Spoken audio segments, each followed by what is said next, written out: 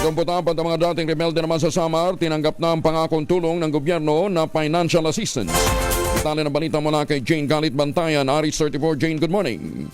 Mahigit sa 3 milyon naman na tulong mula sa pamahalaan sa ilalim ng Local Social Integration Program LSIP, financial assistance ang naipamahagi sa 78 ng mga farmer rebels, kabilang 3 FR o farmer rebels na sumuko sa 63rd Infantry Innovator Battalion, 8th Development Army.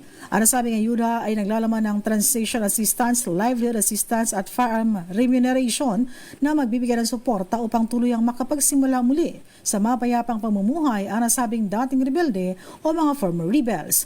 Ang aktibidad na ito ay dinaluhan ng mga opisyal mula sa iba't ibang ahensya ng pamahalaan.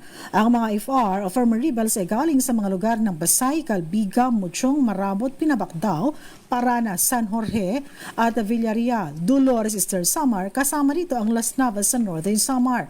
Labis naman ang kagalakan ng mga beneficiaries ng financial assistance na ayon sa kanila umpisa ng pagbabago ng kanilang buhay.